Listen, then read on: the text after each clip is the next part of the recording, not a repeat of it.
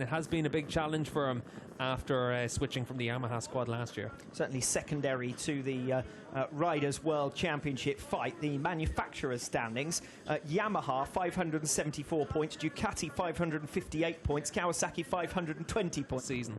Yes, Kawasaki lost ground mainly as a result, to be honest, of Alex Lowe's being injured, and then when Jonathan Rea had incidents, there was no one there to sort of pick up the pieces, and Kawasaki's run of consecutive scoring that dated back years went out the window. And once you lose major points, they're difficult to make up in the Manufacturers' Championship because it's only the best scoring rider, and at the moment the water is coming up to your ankles. Yeah, and that gives you the perfect illustration of just how much standing water there is.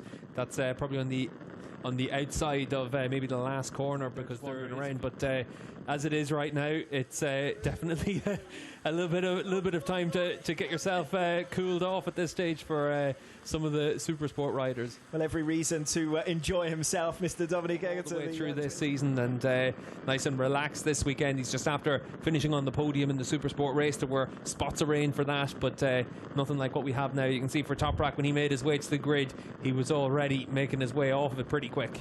Yes, Emperor Penguin style, almost rushing away. And as I said previously, a little bit of acrobatics to scale. I do venture into the realms of conjecture now, but potentially we could be looking at two feature races tomorrow, which narrows the window to make up a points margin. Yeah, it's quite similar to what we saw in Qatar in 2018 when we saw Superbike races cancelled, and that was due to pretty sudden downpour in the middle of the desert, and obviously enough we had standing water all the way around. We had a lot of flooding around the track as well in that day, and conditions were on the limit, but here today it's pretty clear when we saw the image of the puddles just how deep that standing water is, and you can see here from these shots the rain's still coming down unabated. And the reason that I say most likely we're heading towards the territory of two feature length races is that we've been in this situation of postponing race one before, just as recently as the Spanish round during the triple header, where race one had to be moved from day one, as it were. Race day one, the Saturday, then took place on the Sunday morning, and race two raced in the afternoon. Now, I'm quite sure that if we were in that circumstance, some of the teams would be lobbying for all three races to be run tomorrow, but the schedule is intensely tightly packed. Yeah, and it has been tremendous. You can see for...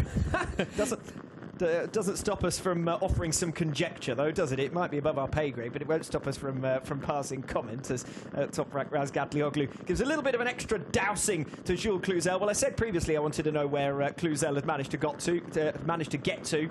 The number 16 tattoo on his back gives it away, if nothing else.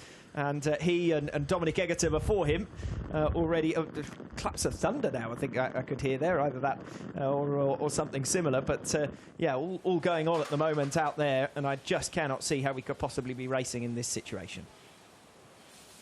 Watching Scott Redding at the moment as he watches on his final weekend, of course, with Ducati before he moves to BMW machinery next season. Wet weather expert Tati Mercado. There you go. There's a rider who'd fancy going out. Yeah, I think none of these riders to get to the grid, and that definitely would have been a hairy ride for him as he made his way back around. And he was just saying that to Chaz Davis, and Davis was out there with the interest. We saw a few other riders go out in the full wet tyres, so everyone was a bit undecisive even at that stage. And now obviously they all come back to the pits and they'll all have war stories of their siding lap to the grid. Well, if Tati Mercado dropped that while progresses, but decisions are going to have to be made at some point, and certainly for all these riders, they'll come together to try and come to a decision. We are waiting to hear further news at the moment. Still discussions ongoing behind the scenes as to what might be the outcome of the current weather situation. I think you only need to look out of the window to see that the track conditions certainly not raceable at this current point, but also the weather not easing up to any great extent. Yeah, and there are a lot of dark clouds still in the area where the weather has been coming from, so that is the challenge. And you can see there for Jonathan Rea just giving Jake his son there a little bit of pretty much the current answer.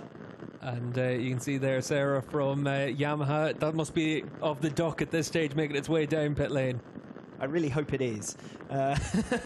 Tati Mercado, we saw, didn't get to see what the message was that he'd attached to the duck as well, but I'm sure there are a fair few stories going on behind the scenes, and I'm sure those are all being captured as well. But at the moment, the story trackside is the driving rain that is going to play its role in the championship showdown. Well, we wished for this, so this is all our fault. It's not quite come down in the way that we expected or the way that we might have hoped. We wanted it to be a dramatic extra situation for the championship contenders to face. They faced pretty much everything else as well as one another over the course of 2021.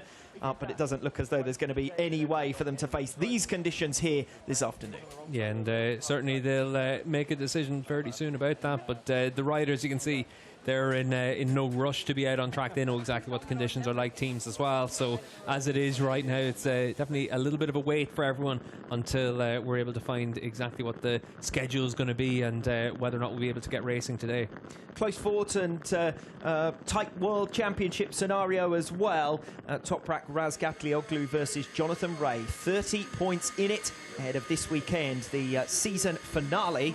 And, of course, also the Manufacturers' World Championship up for grabs with Yamaha leading the way, but only a mere 16 points in it at the top of the standings. Yamaha ahead of Ducati with Kawasaki trailing. Some have been in need of big results over the course of this weekend. Well, we're not exactly in uncharted territory if we do get a cancellation here today. The weather conditions are certainly not going to allow us to race as things stand at present. We've been waiting and hoping, of course, that the weather conditions would improve and that the track, given the temperatures here, we will be signing off from the Mandalika International Circuit in a few minutes' time, and then we will wait to hear whether there is any good news to come later on this afternoon. But certainly, on the evidence of what we're seeing at present, it could well be a goodbye for now. Yeah, you can see Jonathan Ray's gotten back into his civvies now at this stage, and he's not going to be the only rider making that change.